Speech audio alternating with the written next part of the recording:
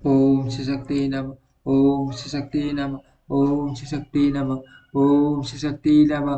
पुरुषोत्तम मास की कमला और कामदा एकादशी का महात्म्य है। युधिष्ठिर ने पूछा, भगवान, मैं विष्णु विष्णु विष्णु के व्रतों में उत्तम व्रत का, जो सब पापों को हर लेने वाला तथा व्रत मनुष्य को मनोवांछित फल देने वाला हो, सेवन करना चाहता हूँ। जनार्दन पुरुषोत्तम पुरुषोत्तम जनार्दन पुरुषोत्तम अमास की एकादशी कथा कहिए, उसका क्या फल है और उसमें किस देवता का पूजन किया जाता है? प्रभु, किस दान का क्या पुण्य है? मनुष्य को क्या करना चाहिए? उस समय कैसे स्नान किया जाता है? किस मंत्र का जप होता है? कैसी पूजन पूजन विधि बताई गई है? पुरुषोत्तम मास में किस अन्न का भोजन उत्तम है? भगवान श्री कृष्ण बोले, राजेंद्र, अधिक मास अधिक मास आने पर जो एकादशी होती है वह कमला नाम से प्रसिद्ध है। वह तिथियों में उत्तम तिथि है। उसके व्रत के प्रभाव से लक्ष्मी अनुकूल होती है। उस दिन ब्रह्म मुहूर्त में उठकर भगवान पुरुषोत्तम का स्मरण करें और विधि पूर्वक स्नान करके व्रती पुरुष व्रत का नियम ग्रहण करे। घर पर जप करने का एक गुना नदी के तट पर दूना, गौशाला में 600 गुना, अग्निहोत्र ग्रह में 1100 गुना, शिव के क्षेत्रों में तीर्थों में देवताओं के निकट तथा तुलसी के समीप लाख गुना और भगवान विष्णु के निकट अनंत गुना फल होता है। अवंतीपुरी में शिव शर्मा नामक एक श्रेष्ठ ब्राह्मण रहते हैं। उनके 5 पुत्र थे। इनमें से जो सबसे छोटा था वह पापाचारी हो गया। इसीलिए पिता पिता तथा सर्वजनों से उसे त्याग दिया। यह अपने बुरे कर्मों के कारण निर्वासित होकर वह बहुत दूर वन में चला गया। दैव योग से एक दिन वह तीर्थराज प्रयाग में जा पहुंचा। भूख से दुर्बल शरीर और दीन मुख लिए उसने त्रिवेणी में स्नान किया। फिर सुधा से पीड़ित होकर वह वहाँ मुनियों के आश्रम आश्रम खोजने लगा। इतने में ही मैं उसे वह हरि मित्र मुनि का उत्तम आश्रम दिखाई दिया। पुरुषोत्तम मास में वहाँ बहुत से मनुष्य एकत्रित हुए थे। आश्रम पर पाप नाशक तथा कहने वाले ब्राह्मणों के मुख से उसने श्रद्धापूर्वक कमला एकादशी की महिमा सुनी, जो परम पुण्यमयी तथा भोग और मुक्त प्रदान करने वाली है। जय शर्मा ने विधि पूर्वक कमला एकादशी की कथा सुनकर उन सबके साथ मुनि के आश्रम पर ही व्रत किया। जब आधी रात हुई तो भगवती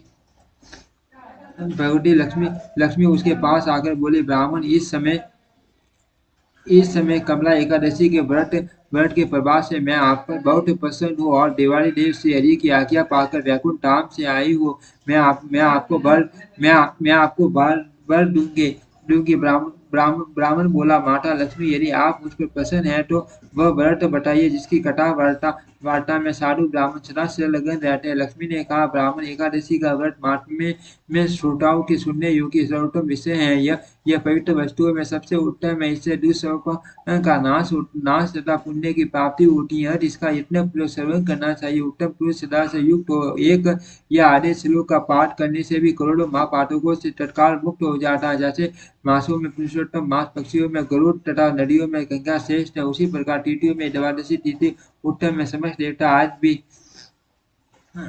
भी एकादशी व्रत के ही लोभ से भारतवर्ष में जन्म लेने की इच्छा रखते हैं। देवगण सदा ही रोग शोक से रहित भगवान नारायण का पूजन करते हैं। जो लोग मेरे प्रभु भगवान नारायण के नाम का सदा भक्ति पूर्वक जप करते हैं, उनकी ब्रह्मा आदि देवता सर्वदा पूजा करते हैं। जो लोग श्री हरि के नाम जप में संलग्न हैं, उनकी लीला कथाओं के कीर्तन में तत्पर है तथा निरंतर श्री हरि की पूजा में ही प्रवृत्त रहते हैं, वे मनुष्य कलयुग में अर्थात यदि दिन में एकादशी और द्वादशी हो तथा रात्रि बीतते बीतते त्रयोदशी आ जाए तो उस त्रयोदशी के पारण में 100 यज्ञों का फल प्राप्त होता है। व्रत करने वाला पुरुष चक्र सुदर्शन धारी देवारी देव श्री विष्णु के समक्ष निम्नांकित मंत्र का उच्चारण करके भक्ति भाव से संतुष्टित होकर उपवास करे। वह मंत्र इस प्रकार है, एकादश्याम निरारम स्थित तवा म परे हरिम पोक्षयामि पुत्रिकाक्ष शरणम मैं भवासयुतम कमल नयन भगवान अच्युत, मैं एकादशी को निराहार रहकर दूसरे दिन भोजन करूंगा। आप मुझे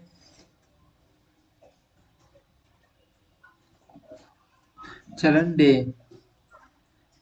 तपस्या तत्पश्चात व्रत करने वाला मन और इंद्रियों को भस्म करके गीत वाद्य नृत्य और पुराण पाठ आदि के द्वारा रात्रि में भगवान के समक्ष जागरण करे। फिर द्वादशी के दिन उठकर स्नान के पश्चात जितेंद्रिय भाव से विधि पूर्वक श्री विष्णु की पूजा करे। एकादशी को पंचामृत से जनार्दन को नहलाकर द्वादशी को केवल दूध में स्नान कराने से श्री हरि का सायुज्य प्राप्त होता है। पूजा करके भगवान भगवान भगवान से इस प्रकार प्रार्थना करे अज्ञानति मेरांदस्य भरते नानेन केशव प्रसिद्ध सुमुखो भूतत्वा ज्ञान दृष्टि बड़ो भव।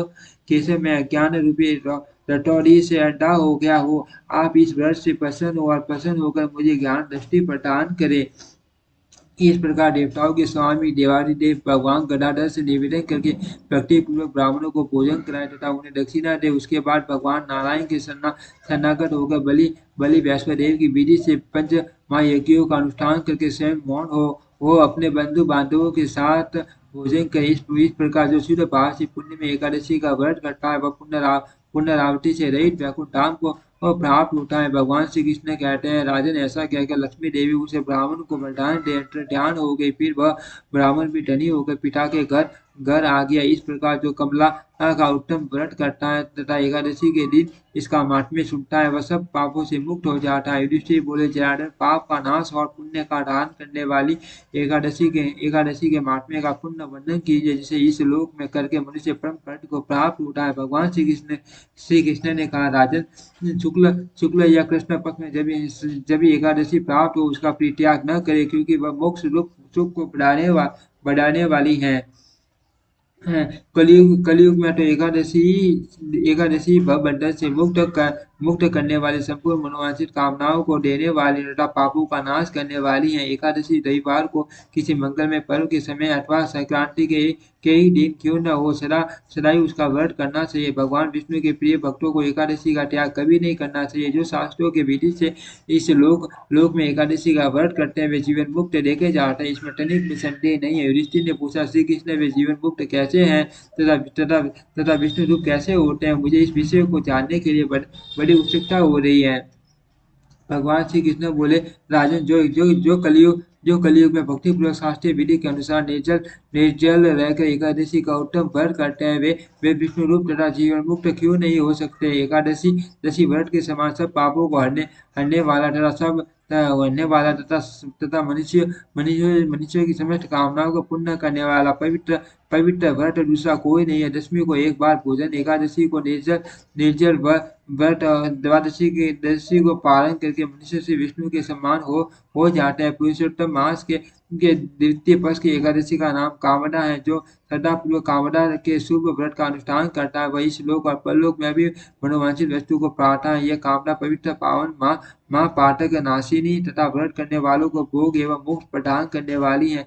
नरश्रेष्ठ कामदा एकादशी को विधि पूर्वक पुष्प धूप नैवेद्य तथा फल आदि के द्वारा भगवान पुरुषोत्तम की पूजा करनी चाहिए। व्रत करने वाला वैष्णव पुरुष दशमी तिथि को कांस के बर्तन उड़द मसूर चना कोडो साग मधु प्राय अन्न 2 बार भोजन तथा मैथुन इन दसों का परित्याग करे। इसी प्रकार एकादशी को जुआ, निंदा, पान, डांटू, प्राय निंदा, चुगली, चोरी, इच्छा, मैथुन, क्रोध और असत्य भाषण 11 दोषों का त्याग दे तथा द्वादशी के दिन कांस का बर्तन उड़द मसूर तेल, असत्य भाषण, व्यायाम, प्रदेश गमन, 2 बार भोजन, मैथुन, बैल की पीठ पर सवारी, पराय धन तथा साग इन 12 वस्तुओं का त्याग करे। राजन, जिन्होंने इस विधि से कामदा एकादशी का व्रत किया और रात्रि में जागरण करके श्री पुरुषोत्तम की पूजा की है वे सब पापों से मुक्त हो परम गति को प्राप्त होते हैं। इसके पढ़ने और सुनने से षष्ठ गोदान का फल मिलता है। ओम श्री शक्ति नमः। ओम श्री शक्ति नमः। ओम श्री शक्ति नमः।